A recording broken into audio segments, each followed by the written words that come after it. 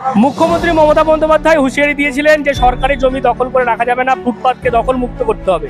তারপরে আমরা দেখেছি কলকাতার বিভিন্ন জায়গাতেই কিন্তু অভিযান চালিয়ে সেই সমস্ত যে দখল সেগুলো মুক্ত করার কাজ চালিয়েছে প্রশাসন।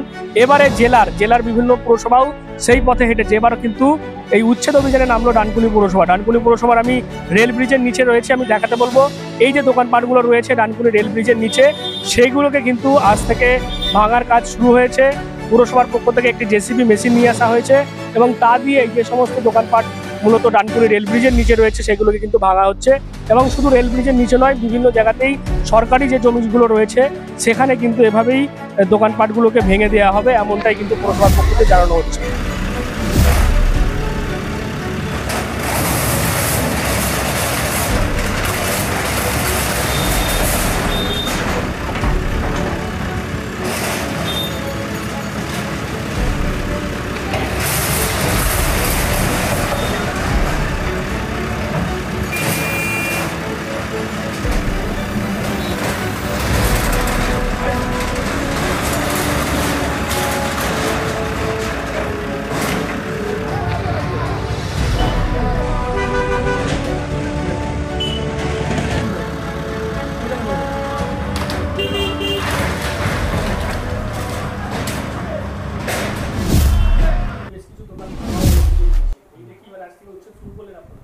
উচ্ছেদ মানে ব্যাপারটা হচ্ছে যে বেশ কিছু ব্রিজের নিচে বেশ কিছু জায়গা যেটা এনক্লোজমেন্ট করে অবৈধ কিছু কাজকর্ম চলছে, যেটা কোনো মতেই মেনে নেওয়া যায় না এবং এতে পরিবেশটাও খারাপ হচ্ছে।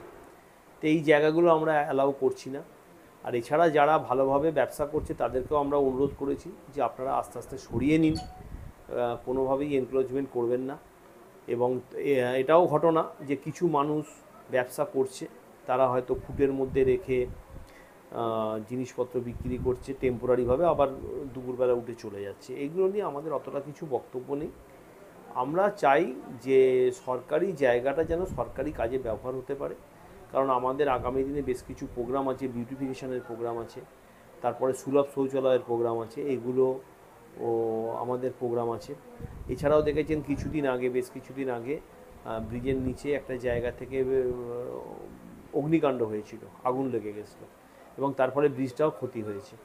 তো এই সবগুলো চিন্তাভাবনা করে, যেমন সর্বোপরি আমাদের মুখ্যমন্ত্রী নিজে নির্দেশ দিয়েছেন যে এইগুলোকে আমাদের ওভারকাম করতে হবে, এগুলোকে আস্তে আস্তে এই জায়গাগুলোকে কাজে লাগাতে হবে, সরকারি কাজে লাগাতে হবে। কাজে মুখ্যমন্ত্রীর নির্দেশ, সেটা আমরা ফলো আপ করছি এখানে।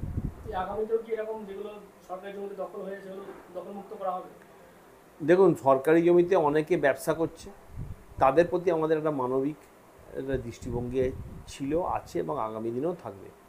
আমরা কিন্তু মানুষের পেটের ভাত মারতে চাই না, এটা খুব পরিষ্কার করে বলছি।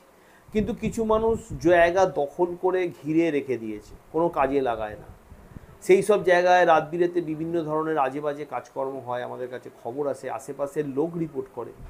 তো এইগুলো তো মেনে নেওয়া যায় না, এগুলোকে দখলমুক্ত করাটাই হচ্ছে আমাদের কাজ।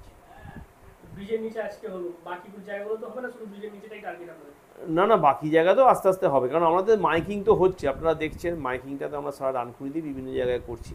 কাজে মাইকিংয়ের মাধ্যমে আমরা ইতিমধ্যেই মানুষকে সচেতন করেছি এবং বেশ কিছু মানুষ জায়গায় সরিয়েও নিচ্ছে।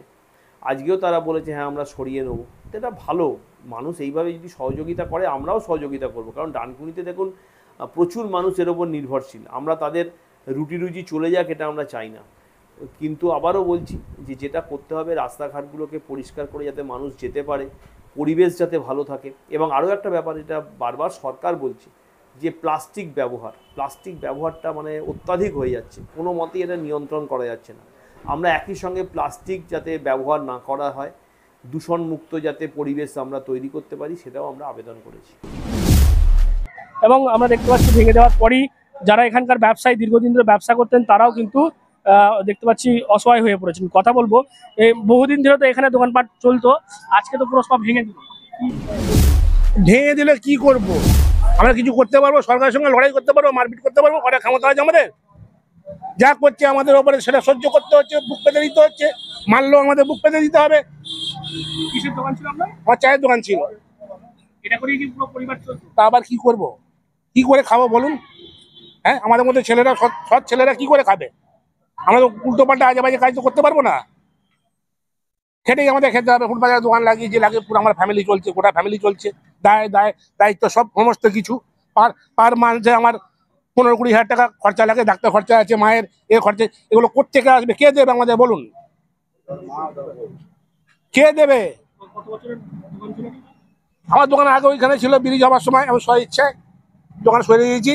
যে ব্রিজের লোক ছিল সে বললো ওখানে খুলে দিচ্ছি, এখন আপনার দোকানে বসো, এই দিকে বসে আছি, এখন ভেঙে দিল। কিন্তু মাইকে হেঁকে যাচ্ছে, বলে যাচ্ছে, কিন্তু কোনো টাইম বলছে না, কিছু বলছে না। এই জন্যই আমরা বসে আছি। আমাদের দোকানে দোকানে বলে যেতে পারতো পৌরসভা থেকে বা থানা থেকে, ভাই তোমাদের অমুক দিন ভাঙবে, তোমরা সরিয়ে দাও, সরিয়ে দিতাম। আজ হঠাৎ করে ভেঙে দিল। আমরা কি চাইবো? আমরা জায়গা চাই, করে খাবার জায়গা চাই, কিছু তো আমাদের করে খেতে হবে। আমরা কিছু নোংরামো কিছু করতে পারবো না, কিছু দিতে হবে না। যাবো কোথায়? আমার নাম শের আলী। এমনি শরীর খারাপ, মানুষ কিছুই করতে পারবে না। আমার স্বামী খুবই অসুস্থ মানুষ, কিছুই করতে পারবে না, খুবই শরীর খারাপ, খুব কষ্ট করে চায়ের দোকান করেছিলাম। এখন এবার কি করবো আমি? আমি পুরো সংসার নেই, আমি প্রচুর কষ্ট করে করেছি আমি। বুঝতে পারছেন, যারা এখানকার স্থানীয় দোকানদাররা রয়েছেন তারাও এই দোকান ভাঙার পরে মন খারাপ, অনেকেই অসহায় হয়ে পড়েছেন। যেমনটা তাদের বক্তব্য, বহু বছর ধরে এখানে তারা ব্যবসা করতেন এবং আজকেই কিন্তু পুরসভার পক্ষ থেকে আচমকাই যেমনটা আমরা দেখলাম জেসিবি নিয়ে আসা হয়েছে। তবে যেমনটা পুরসভা জানিয়েছে যে এর আগে কিন্তু 10 দিন ধরে, 1 সপ্তাহ ধরে তারা মাইকিং প্রচার করেছিলেন। তারা বলেছিলেন যে দোকানপাটগুলোকে সরিয়ে নেওয়ার কথা। তারপরে কিন্তু আজকে আমরা দেখতে পাচ্ছি যে দোকানপাট সেগুলোকে পুরসভা এবং ডানকুনি থানার পুলিশ তারা মোতায়েন থেকে এই দোকানপাটগুলোকে ভাঙা হলো। এবং আজকে যেমন রেল ব্রিজের নিচে হয়েছে, আগামী দিনেও কিন্তু ডানকুনি পুরসভার সমস্ত এলাকা যেখানে সরকারি জমি দখল করে ব্যবসা করছেন বা কাঠামো গড়ে উঠেছে সেগুলো কিন্তু ভেঙে দেওয়া হবে, এমনটাই জানিয়েছে ডানকুনি পৌরসভা। আপনারা কি বলবেন প্রশাসনের এই ভূমিকা নিয়ে? অবশ্যই কমেন্ট বক্সে এরকম আরো খবর পেতে নজর রাখবেন ডিএনএন বাংলায়। ডিএনএন বাংলা সবার মনে, সবার ফোনে।